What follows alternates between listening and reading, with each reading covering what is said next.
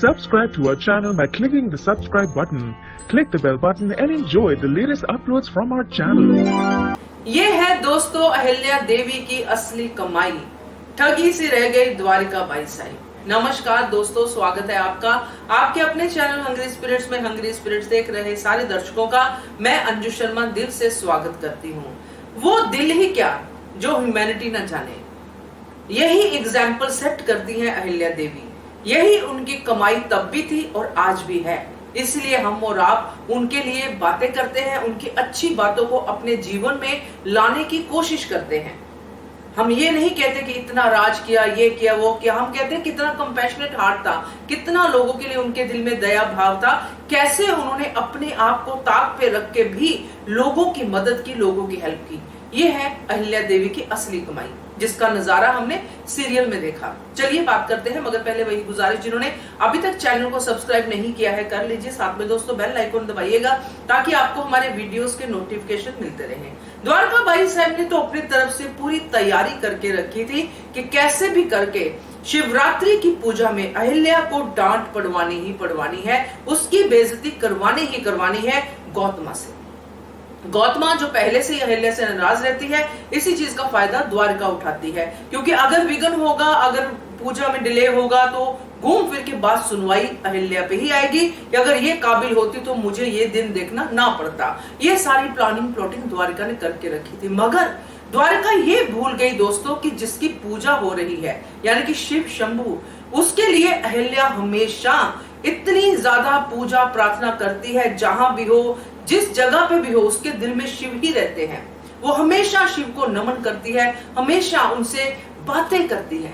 तो वो शिव अहिल्या को कैसे पीछे कर सकते हैं? कैसे शिव ये देख सकते हैं कि मेरे ही पर्व पे मेरे ही भगत ऐसे फील करे, ऐसे उदास हो, ऐसे उसकी बेइज्जती हो? तो वही नजारा दोस्तों हमने देखा कि कैसे गांव की औरतों के साथ जो अहिल्या ने अपनी फ्रेंडशिप बनाई थी, जो उनका ट्रस्ट जीता था, जो उनकी हेल्प की थी, वही गांव की औरतें अपना आभार प्रकट करने के लिए वहां पे पहुंच गई। अहिल्या ने अपनी तरफ से उनको कोई इनविटेशन नहीं दिया था।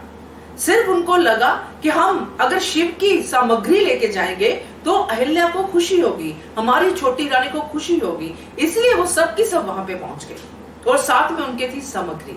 और यही चीज है जो बार बार लगातार इन सबके सामने आती है। मगर इसको ये लोग उल्टा सोचते कि ये तो लोकप्रियता है, मगर ये नहीं समझते कि ये कनेक्शन है। ये शिव शंकर का किया हुआ एक कार्य है जो उन्होंने अपने भगत को पीछे नहीं जाने दिया। उनकी भक्ति की शक्ति है कि वो औरतें वहां पे पहुंची और जो काम अहिल्या ने करना था वो काम अहिल्या ने ही किया।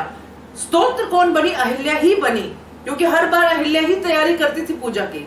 इस बार फिर अहिल्या ने ही तैयारी की, मगर कुछ अलग तरीके से। तो ये सब देख के यही बार बार दिल में आता है दोस्तों कि यही है असली कमाई। हम आप भी अगर लोगों के साथ मिलके उनके साथ प्यार से रहें तो ये कमाई हमारे साथ हमारे अगले जीवन में भी जाएगी। और अगर हम लड़ते रहे, साजिशें करते रहे, तो ये तो फिर अगले जीवन में भी हम ऐसा ही कुछ भुगतेंगे, वही कर्मा हम वहां पे देंगे। तो ये चीज है दोस्तों कि आपके जाने के बाद भी आपको लोग याद रखें एक अच्छे तरीके से, एक अच्छे मानव के रूप में, एक अच्छे इंसान के रूप में। यही आपकी असली कमाई है, यही अहिल्या देवी की असली कमाई थी, जिसकी वजह से आज हम उनकी बात कर रहे हैं। क्या कहते हो आप? कमेंट करके बताइएगा। देखते रहिए channel hungry spirits. Thank you so much. Subscribe to our channel by clicking the subscribe button. Click the bell button and enjoy the latest uploads from our channel.